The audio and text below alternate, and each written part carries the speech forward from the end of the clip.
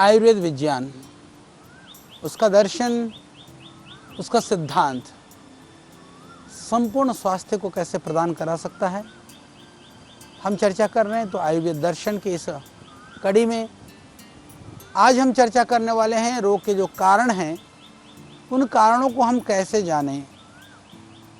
रोग के कारणों के लिए हमने बहुत सारी बातें, बहुत सारी जानकारियाँ आपसे शेयर की। आज हम बात करने वाले हैं कि रोग के कारणों के ज्ञान के लिए ऋषियों ने 4 तरह की चतुर्विध परीक्षा की बात की है। तो उसमें हम चतुर्विध परीक्षा व प्रश्न परीक्षा की विधि या उसके विषय में थोड़ा जानेंगे। आप कहेंगे कि ये चतुर्विध परीक्षा हमारे लिए क्यों ज़रूरी है? क्योंकि आपके लिए ज़रूरी इसलिए है, यदि आप उनको जानते हैं तो हम रोगों से क्योंकि जो कारण है ना, कारण का बोध होने से जहाँ चिकित्सा सही ढंग से कर सकेगा, वहीं यदि हमको कारणों का बोध होगा तो रोगों से बचने के लिए वो जो कारण हैं वह हमको सहयोग प्रदान करेंगे। यानी एक ही कारण रोगी के लिए अलग तरह से काम करेगा और वैद्य के लिए अलग तरह से काम करेगा। तो रोग की आयुर्वेदिक चिकित्सा करने से पूर्व इसलिए कहा कि वैद्य जो है इन दुरूह तथ्यों को ध्यान में रख करके रोग की परीक्षण करना चाहिए। तो ये वैद्य के लिए बात हो गई। फिर मैं बात करूं कि रोगी को क्या करना चाहिए। हम सामान्य व्यक्ति हैं जो चिकित्सक भी नहीं है, उनको क्या करना चाहिए? उनको इस जानने का प्रयास करना चाहिए कि रोग के कारण के लिए हमको क्या क्या ध्यान देना चाहिए। उसमें सबसे पहला कारण कहा कि जैसे पहला कहा कि उसके लिए जो नॉलेज है ना, वो प्रमाण है जो है वो वैलिड होना चाहिए, वो सत्य ज्ञान होना चाहिए। यानी कि जो प्रमाण है सत्य को जानने के लिए जो प्रमुख साधन माने गए हैं, वो पहला है सत्य का नॉलेज होना। तो उसका साधन को प्रमाण कहते हैं। यानी कि जो सत्य को जानने वाला, इसको जो है इसको हम प्रमाण कहते हैं। जो हम सत्य को जानेंगे तो ही हम बाकी चीज़ों को महसूस कर पाएंगे। तो इसीलिए रोगी और रोग को जानने के लिए प्रमाणों का उपयोग किया जाता है। तो आयुर्वेद शास्त्रों में ये प्रमाण, यानी कि जो सत्य को जानने के लिए कि कैसे जाने, यानी इन प्रमाणों का जो उपयोग किया गया है आयुर्वेद शास्त्रों के अंदर, वो 4 तरह के माने गए हैं। और इसीलिए कहा कि इन चारों के लिए कहा चतुर्विधा परीक्षा आप्तोपदेशः प्रत्यक्षम अनुमानम युक्तिश्चेति। चरक ऋषि कहते हैं कि आप्तोपदेश क्या है? जो टेस्टिमोनी है, यानी कि जो बहुत ही प्रामाणिक जो परीक्षा है, उसको आप्तोपदेश कहा गया है। इसी तरह से दूसरा कहा जो प्रत्यक्ष है, यानी कि आप्तोपदेश प्रत्यक्ष वो होता है जो डायरेक्ट ऑब्जर्वेशन ना, जैसे हमने सीधे तौर पर जो दिख रहा है। इसी तरह से एक अनुमान होता है। तीसरे पर कहा अनुमान को कहा गया कि जो हाइपोथेसिस जो होता है ना, हाइपोथेसिस वो होता है जो कि एक अंदाजा कर रहे हैं कि हम लगा रहे हैं कि हाँ ऐसा हुआ है तो ऐसा हो रहा होगा। ये दर्शन में भी इनकी बहुत महत्ता है। दर्शन शास्त्रों के अंदर इन प्रत्यक्ष, अनुमान, प्रमाण आदि के विषय में बहुत बात की गई है। और चौथा कहा युक्ति का अर्थ होता है रीजन। तो हम इन्हीं 4 विषयों पर आप्तोपदेश, प्रत्यक्ष, अनुमान, युक्ति, इन विषयों में हम बात करेंगे। कई जगह पर युक्ति की जगह पर अनुमान फिर उपमान की बात भी की गई है। महर्षि चरक ने ये 4 चीज़ें हमारे लिए कही हैं, आप्तोपदेश, प्रत्यक्ष, अनुमान और युक्ति। इन्हीं के ऊपर हम थोड़ी चर्चा करेंगे। तो आप्तोपदेश क्यों जरूरी है जानिए। वैद्य को जानना भी जरूरी है, रोगी को भी जानना जरूरी है। यानी कि जो व्यक्ति जैसे राग, द्वेष, भय, मोह, मान, अपमान, अहंकार, अज्ञान, संशय, इनसे रहित हैं, जिन्होंने अपने विषयों का जो संशय रहित पूर्ण ज्ञान प्राप्त कर लिया है, जो आप तो कौन होते हैं, पहले आप्तोपदेश तो तब सुनेंगे जब हमको पता चलेगा कि आप तो कौन होते हैं। जब हमको यही नहीं पता कि आप तो होते कौन है, तो मैं उसकी बात कर रहा हूँ जो अहंकार, अज्ञान से, संशय से रहित हैं, जिन्होंने सब जितने भी जो गुण हैं, मानवीय संवेदनाएं हैं जिनके अंदर निहित है, जो बहुत सारे यथार्थ ज्ञान को जिन्होंने पा लिया है, और प्राणियों के कल्याण के लिए विविध तरह के विज्ञान को प्रकट करने में सक्षम है। तो इस तरह के जो पुरुष होते हैं ना, इस तरह के जो मानव होते हैं, यहाँ पर पुरुष शब्द स्त्री और पुरुष दोनों के लिए यहाँ पर ऐसे सिर्फ जिनको आप तो उनको नहीं कहा जाता जो सिर्फ पुरुष हैं, महिलाएं भी ऐसी हो सकती हैं। हमारे शास्त्रों में प्राचीन काल से मंत्र दृष्टा जो ऋषि हुए हैं और मंत्र दृष्टा ऋषिकाएँ भी हुई हैं, उस तरह के जिन्होंने साक्षात्कार कर लिया है, ऐसे आप तो कहाँ मिलेंगे आज। परंतु इसको ऐसे पुरुषों को आप्तोपदेश या ऐसे ग्रंथों को आप्तोपदेश शब्द प्रमाण कहा जाता है। ऐसे ऋषियों के द्वारा जो कथित वचन है या ऐसे कोई पुरुष या ऐसा कोई व्यक्ति मिले तो निश्चित रूप से हमें उनका सम्मान करना चाहिए, उन लोगों की बातों पर ध्यान से सुनना चाहिए। हालांकि आजकल जितने भी जो उपदेश देते हैं तो कहा जाता है कि ये क्या है, बोले व्यासपीठ है। क्षमा करिएगा, जब वो कथा करने वाला जब बैठता है तो उसको कहते हैं व्यासपीठ है। व्यासपीठ का अर्थ पता है क्या होता है? व्यासपीठ का अर्थ ये होता है कि यदि मैं इस गद्दे पर बैठ करके जो बात कह रहा हूँ, मैं अपनी नहीं कह रहा हूँ, मैं नहीं हूँ, मैं वहाँ जो कुछ कह रहा हूँ वो ऋषियों की बात कह रहा हूँ। व्यास आदि जो ऋषियों की परंपरा है, मैं उस परंपरा की बात को कह रहा हूँ, इसीलिए व्यासपीठ नाम धरा गया। पर वहाँ बैठने की पात्रता भी सबकी नहीं होती है मेरे भाई। वो व्यासपीठ नहीं कहलाएगा, वो अज्ञानपीठ कहलाएगा। जो कथा प्रवचन बहुत ज़रूरी है जीवन परिवर्तन के लिए। आजकल भी वर्तमान युग में भी मैं बात करूं, हमारे पूज्य परम श्रद्धेय मुरारी बापू जी हैं, बहुत श्रद्धेय रमेश भाई ओझा जी हैं, और इस तरह के बहुत सारे जो विद्वान हैं, वास्तव में वो आप्त हैं। उनकी वाणी, उनके उपदेशों का हमें श्रवण करना चाहिए। ऐसे बहुत सारे संत महात्मा सन्यासी ऐसे लोग हैं जो आप्त की श्रेणी में आते हैं, परंतु उनका हमें सत्कार और सम्मान करना चाहिए। क्षमा करना कि आप्त उपदेश की जगह पर आजकल अज्ञानता का उपदेश ज़्यादा चलता है। छोटे छोटे बच्चों को कुछ श्लोक रटवा करके, कुछ मंत्र रटवा करके, कुछ गाने भजन रटवा करके वह अपने जीवन की तो दुर्दशा करते ही हैं। हमारी संस्कृति परंपरा मूल्य के नाम पर बहुत ही अनिष्ट और अनर्थ हो रहा है। मैं तो भगवान से प्रार्थना करता हूँ, हे प्रभु वह दिन भी लाना, धर्म के नाम पर ये अनर्थ करने वाले लोगों से इस देश को बचाना।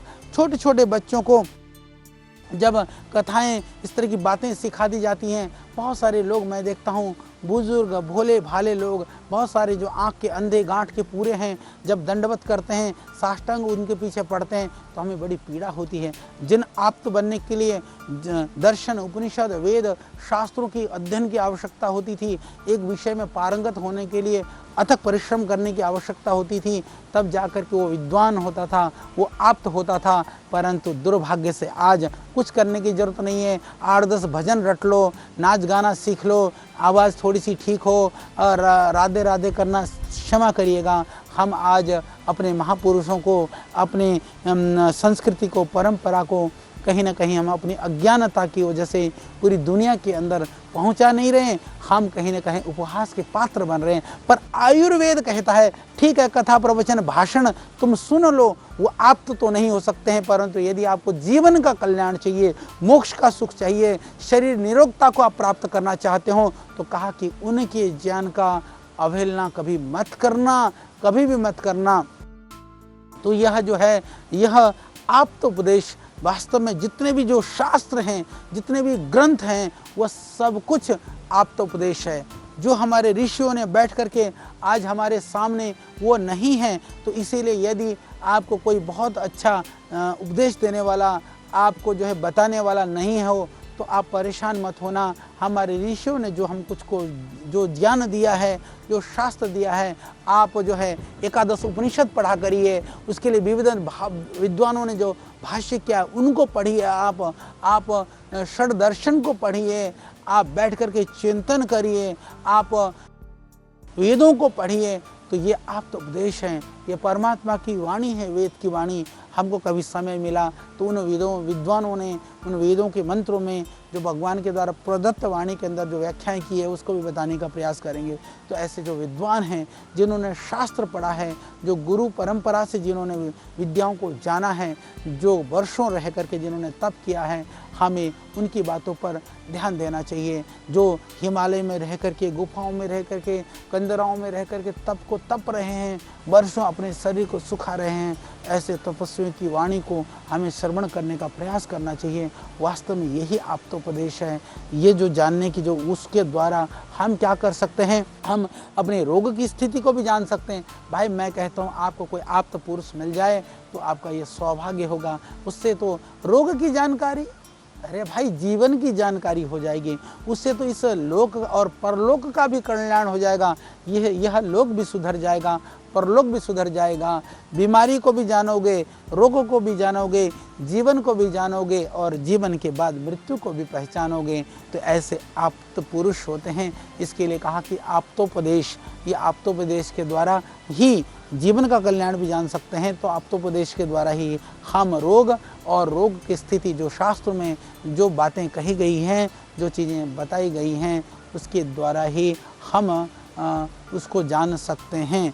तो क्योंकि आप्तोपदेश के ज्ञान होता है तो ही बाकी चीज़ें काम आती हैं। आप्तोपदेश वाली जो स्थिति गड़बड़ा गई तो सारा कुछ गड़बड़ा जाता है। तो ध्यान रखना, आज धर्म के नाम पर, आज अध्यात्म के नाम पर जो विविध तरह की दुकानें खुली हुई ना, और कुछ लोग, एक और दूसरी बात तो जो जहाँ पर जिस देश में, जिस दुनिया में, जिस समाज में कहा कि जो पूजनीय पुरुष हैं उनकी निंदा होती हो, निंदकों की पूजा होती हो, अपूज्य यत्र पूज्यन्ते पूज्या नाम तो व्यतिक्रम त्रीणि तत्र प्रवर्धन्ते मरण व्याधि इस दुर्भिक्षम। तो इस तरह के जो भी शास्त्रों में कि मरण व्याधि और दुर्भिक्ष प्राप्त होती है, जहाँ विद्वानों का असम्मान होता है। कई बार हमारे एक मित्र थे, हम लोग जब गुरुकुल में पढ़ते थे तो वो कहते थे कि आज भूखे मरते वेद के पंडित गधे चूरमा खाते हैं। वो बहुत बोला करते थे। सच बात है, जो वेद के विद्वान हैं आज उनको पूछने वाले हमने देखा है। एक परम विद्वान है, वो फटी धोती में रह करके अपनी तप और साधना कर रहा है। 4 श्लोक रटा हुआ, 4 भजन को गाने वाला, वो मज़े में है, बड़े बड़े सूटेड बुटेड होकर के। और जो लोग जो है महाराज कहें, खाने को माल मिले और स्वाद से भ्रमण कर रहे हैं। और मैंने देखा पूज्य मुरारी बापू जी ही ऐसे हैं, वो कहते कि मेरे आगे कोई पूज्य नहीं लगाना, परम पूज्य नहीं लगाना, श्रद्धेय नहीं लगाना। इसलिए सब लोग कहते हैं जब बात आती है तो मुरारी बापू, उनको कोई फर्क नहीं पड़ता। तो परंतु बहुत सारे लोग जो हैं वह देवी देवता, परम पूज्य, परम सत्कर्णीय, 1008, 105, 508, ये क्या है? क्षमा करना, मैं उन सबसे क्षमा मांगता हूँ। मैं भी साधक, एक छोटा सा साधक हूँ। मैंने भी कभी हिमालय की कंदराओं को देखा है, उन साधुओं के सानिध्य प्राप्त किया है, उन गुरुजनों का हमको आशीर्वाद मिला है। वो 4000, 5000 और 8000 नहीं है, वो 108 भी नहीं है, 1008 भी नहीं है। उनके पास आप जाइए, उनकी सरलता, उनकी दिव्यता, उनकी भव्यता, वो सिर्फ और सिर्फ मानव कल्याण के लिए, मानव हित के लिए, मनुष्य मात्र की भलाई के लिए वो तप कर रहे हैं, पुरुषार्थ कर रहे हैं। वो हमारे लिए बहुत ही अनुकरणीय हैं, हमारे लिए वंदनीय है, हमारे लिए वो लोग ही हमारे लिए उपदेश दे तो हम उसको उपदेश मान सकते हैं। परंतु जो अपने अहंकार में, अपने तुष्टि के लिए, अपने दुनिया को चलाने के लिए, मैं तो उन कथावाचन को क्षमा करिएगा, क्योंकि बहुत सारे चैनलों को हम चलाते हैं। तो मैं कहता हूँ कथावाचन हानि रहित बिजनेस है। बहुत सारे व्यापार में तो बहुत सारे नुकसान होने की संभावना है, उसमें बहुत इन्वेस्टमेंट करना पड़ता है।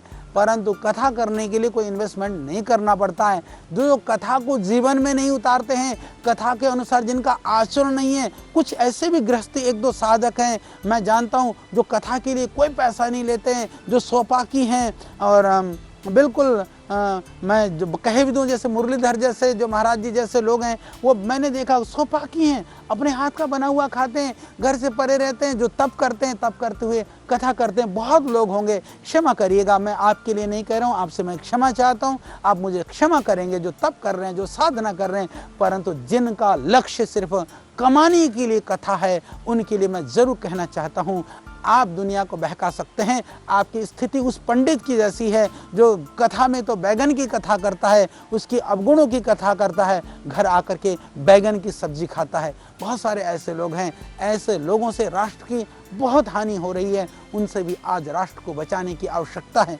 श्रद्धेय स्वामी जी को मैं देखता हूँ, प्रातः से लेकर के सायंकाल पर्यंत वो लगे रहते हैं। आप्तोपदेश की जब मैं बात कर रहा हूँ तो आप तो को न समझने वाले जो इस तरह से भेड़ चाल की तरह से वो किसी के पीछे भी हु करके लग जाते हैं, उनसे भी समाज की हानि होती है। ऐसे लोगों से भी बचने की जरूरत है। आप्तोपदेश की समझने की आवश्यकता है। तो जो आप्त हैं उनके पीछे जो निरर्थक रूप से जो लगने वाले हैं, जो अपूज्य की पूजा करते हैं और पूज्य का जहाँ असम्मान होता है, असम्मान के लिए जो प्रवृत्त हो जाते हैं, ऐसे लोगों से भी आज बचने की आवश्यकता है। हम बिना जाने सुने, हमारी मानसिकता इतनी विकृत हो गई है ना, यदि किसी की निंदा की बात हो तो हमारा कान कहता अच्छा और बताना और क्या हुआ, उसकी बीवी उसके साथ भाग गई, उसके साथ उसका चक्कर है, वो तो ऐसा करता है। तो हमारा मन जो है ना, ये कलुषित मन बड़ा ध्यान देने का मन करता है। किसी को कोई निंदा हो रही हो, चुगली हो रही हो, और क्षमा करिएगा बहुत सारी माताओं बहनों को, इवन पुरुषों का समय भी किसी की निंदा स्तुति में ही हमारा सारा समय बर्बाद हो जाता है। वो तो ऐसा था, वो तो ऐसा कर रहा है। परंतु उसकी जगह पर यदि हम ऐसा सोच लें, मैं कैसा हूँ, मैं क्या कर रहा हूँ, मुझे कुछ करना चाहिए, और जो अच्छा कर रहे हैं यदि उसका हम सहयोग करें तो बहुत ही दिव्य और भव्य बात हो सकती है। इसी संदर्भ में मैं बताना चाहूँगा, जैसे पूज्य स्वामी जी बहुत साधारण से भी साधु हों, सामान्य साधु भी हैं, कोई बुजुर्ग है तो जरूर प्रणाम करते हैं, पैर छू करके नमस्ते करते हैं, उनको जो है प्रणाम और उनको जो है नमस्ते। ये एक अद्भुत परंपरा है। इस परंपरा को हमें आगे बढ़ाना चाहिए। कोई भी महापुरुष है, कोई अच्छा काम कर रहा है, एक बात ध्यान रख लेना, कोई भी व्यक्ति एक दिन में बुरा भी नहीं होता, एक दिन में अच्छा भी नहीं होता है। और जिन लोगों ने कभी गलतियां करी, त्रुटियां करी, उनको लेकर के सबको लपेटना अच्छा नहीं होता है। किसी व्यक्ति ने कोई गलती और त्रुटि करी, यदि समाज के लिए किसी का कोई योगदान है तो उसको भी हमें विस्मृत नहीं होना देना चाहिए। यदि किसी व्यक्ति ने कोई समाज के लिए कोई कार्य किया है तो जरूर उसके लिए हमको प्रणाम और वंदन करना चाहिए, क्योंकि हम लोग यदि गुणग्राही बने, गुणग्राही का अर्थ यह है कि जिस व्यक्ति के जीवन में जो शुभ है, जो मंगलकारी है, उसका हम ग्रहण करें। यदि कोई अमंगलकारी काम कर रहा है तो वहाँ से हम थोड़ा सा बच करके निकल जाएं। ये बहुत ज़रूरी है। तो इसको समझने से हम बाकी चीज़ों को समझ सकते हैं। तो यह आप्तोपदेश, और आप्त कौन है, उन उपदेशों को सुनने की पात्रता भी चाहिए। कभी कभी हम किसी के पीछे लगने के लिए आंख मूंद करके भेड़ चाल, कभी कभी तो मैंने ऐसा देखा है, कोई किसी गुरु का चेला, जो गुरु तो सत्यानाशी ही है, उसका चेला अट्ठानाशी है, गुरुजी ने जो गड़बड़ करी उसको बचाने के चक्कर में सज्जनों को गाली देते फिरते हैं। ऐसे भी बहुत सारे लोगों को हम जानते हैं। तो ऐसे लोग अपने जीवन को तो बर्बाद करते ही करते हैं, दूसरे के बहुत सारे जीवन को भी संकट में डालते हैं। इसलिए आयुर्वेद कहता है कि दोषों को जानना है तो दूसरे के जीवन को संकट से बचाना है तो आपको उपदेश पहले चाहिए। उसके बाद में कहा प्रत्यक्ष। प्रत्यक्ष वो होता है जो इंद्रिय हैं, जो हमारे जो दिख रही है ना, जो इंद्रियां हैं, हमारी कर्म इंद्रियां, ज्ञान इंद्रियां, विशेष करके ज्ञान इंद्रियों के द्वारा, उनके विषयों के द्वारा जो सन्निकर्ष उत्पन्न द्वारा जो नॉलेज होता है, उसको कहा कि आत्मा, मन और इंद्रियों से विषयों को परस्पर संबंध होने से जो दिखाई देता है, वह जो स्पष्ट है, जो संशय रहित है, उस ज्ञान को प्रत्यक्ष कहा जाता है। यानी कि मैं संक्षिप्त में कहूँ तो जो स्वयं इंद्रियों से जो प्राप्त जो ज्ञान मन से किया जाता है, वह उसको प्रत्यक्ष कहा जाता है। प्रत्यक्ष से जो निश्चयात्मक ज्ञान उत्पन्न हो जाता है, उसके लिए आत्मा आदि का जो संबंध है, वह एक क्रम के द्वारा जो ज्ञान होता है, उसको प्रत्यक्ष ज्ञान कहा जाता है। इस तरह के आधुनिक युग में कहें तो विविध तरह के जो यंत्र के चिकित्सा के लिए जो यंत्र आदि का जो परीक्षण है, अलग अलग तरह के स्टेथोस्कोप से लेकर के अलग अलग तरह के जो परीक्षण है, थर्मामीटर हो, बीपी के लिए जो है बीपी मापने वाले उपकरण हो, ये सारी जो चीज़ें हैं, ये आधुनिक युग में जो निर्भर करता है, वो ज़्यादातर सारे जो परीक्षण हैं वो उसके अंतर्गत आ जाते हैं। वह प्रत्यक्ष उसके अंतर्गत आते हैं, प्रयोग के अंतर्गत आते हैं। इसी तरह से जो भी अल्ट्रासाउंड, एक्सरे वगैरह भी जो भी कुछ भी किया जाता है, ये प्रत्यक्ष के अंतर्गत आता है। जो आप्तोपदेश है, आप्तोपदेश जैसे मैंने कहा कि वह बहुत उसके लिए ज़्यादा ज्ञान की आवश्यकता होती है, परंतु प्रत्यक्ष के लिए दूसरे जो साधन हैं, यानी कि अपने ज्ञान के द्वारा, दूसरे संसाधनों के द्वारा जिसको जानते हैं, उसको प्रत्यक्ष कहा जाता है। इसी तरह से अनुमान के लिए हमने पहले भी शब्द कहा कि प्रत्यक्ष के द्वारा जो एक अनुमान करते हैं, यानी कि उसके बाद में किसी चीज़ को देख करके फिर उसके बाद किसी चीज़ का निर्धारित करना अनुमान कहलाता है। अनुमान के लिए जैसे हमारे दर्शन शास्त्रों में बहुत ही एक उदाहरण दिया जाता है कि जैसे कहीं धूम्र को देख करके अग्नि का अनुमान करना, किसी जलते और बाहर घर में से धुआं निकलते हुए को देख करके उसके घर में अग्नि जलते हुए का अनुमान करना। इस तरह से आयुर्वेद में विशिष्ट जो रोग का बोध हो जाना, इसको एक तरह से अप्रत्यक्ष रूप से भी साधनों के द्वारा प्रत्यक्ष यानी रोग का अनुमान करना, इससे ही शरीर के अंदर की चेष्टाओं को देख करके, बाहर की चेष्टाओं को देख करके अंदर की रोग की स्थिति का अनुमान करना, इसी को अनुमान कहा जाता है। जैसे कि बहुत तरह की जो रोगों में अनुमान के द्वारा ही अंदाज़ा लगाया जा सकता है। जो ऑटो इम्यून डिजीज़ वगैरह हैं या फिर दूसरे कई तरह के जो रोग वगैरह हैं, सीधे तो नहीं दिखाई देते हैं और कई बार शास्त्र के ज्ञान से भी अंदाज़ा लगाना मुश्किल हो जाता है। तो उस स्थिति में हम अनुमान के द्वारा रोग की पहचान करते हैं। इसके बाद जो हो गया आप्तोपदेश की मैंने बात करी, अनुमान की बात करी। तीसरी युक्ति, युक्ति का अर्थ है ऐसी बुद्धि जिसको कहा ना कि चौथा ये प्रत्युत्पन्नमति, यानी आप्तोपदेश प्रत्यक्ष हो गया, अनुमान हो गया। और अनुमान के बाद में कहा कि अनुमान के बाद होता है युक्ति। युक्ति का अर्थ है कि ऐसी बुद्धि जो एकदम तुरंत जो है कई विषयों को समझने वाली है कि ऐसा ऐसा लक्षण है, इसका ये कारण है। यदि उसको देख रहा है कि वो कह रहा है जी मेरे को बहुत बेचैनी हो रही, तो सीधा कहेगा अच्छा कब्ज तो नहीं है, या फिर कहा कि अच्छा इस तरह से जो है तेरे को मानसिक तनाव है, तो तेरे को कहीं किसी तरह से कोई कठिनाई तो नहीं हुई थी, कोई बाद में कोई जीवन में कोई प्रतिकूलता तो नहीं है, संघर्ष तो नहीं है।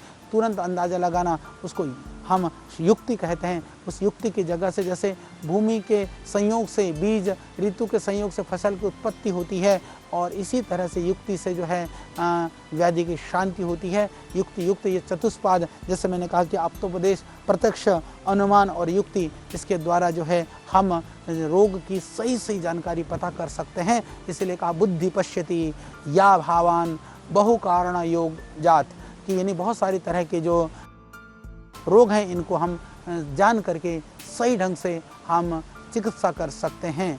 तो इस तरह से बहुत सारी युक्ति के बाद में दूसरी बात आती है प्रश्न परीक्षा। वैद्य भी बहुत तरह की जो इन चीज़ों के द्वारा नहीं पता कर पाता है, तो प्रश्न परीक्षा के द्वारा उससे पूछ करके अलग अलग तरह से क्या खाया था, क्या पिया था, क्या खाने की इच्छा है, किस तरह की स्थिति में हो, वो प्रश्न परीक्षा भी एक बड़ी बात है। और इससे सारी चीज़ों के जिसमें जानकारी होती है फिर चिकित्सा होती है। हालांकि इसमें नाड़ी परीक्षा आदि अनेक विध परीक्षाएं हैं, जो अष्टविध परीक्षा है उसके विषय में भी हम बाद में बात करेंगे और आपको अच्छी तरह से बताएंगे क्या है नाड़ी परीक्षा, क्या है अष्टविध बाकी परीक्षाएं। तो ये चतुर्विध परीक्षा के विषय में हमने बात की और इससे हमने जाना कि किस तरह से हम रोग में क्या अनुकूल है, क्या प्रतिकूल है, क्या रोग की स्थिति है, इस तरह से चिकित्सा करी जाती है। यदि इस पर आप ध्यान दे देंगे, मैं आपको भी कहना चाहता हूं कि आप उन ऋषियों की बातों पर ध्यान देंगे कि आपके जीवन में लाभकारी है, अलाभकारी है, इस तरह से ध्यान रखेंगे, तो मैं कह सकता हूं कि इसको अलग अलग तरह से यदि हम जानेंगे कि प्रत्यक्ष जो लक्षण है रोग के कारण, उनसे बचेंगे, अनुमान लगाएंगे कि इनसे बीमार हो सकती है, या युक्तिपूर्वक हम आश्रय लेंगे, तो निश्चित रूप से हम रोगों से बच सकते हैं। और भी जानकारी के साथ हम फिर इसी कड़ी को निरंतर आगे चालू रखेंगे। तब तक के लिए आप मुझको दीजिए विदा। ओम नमस्ते।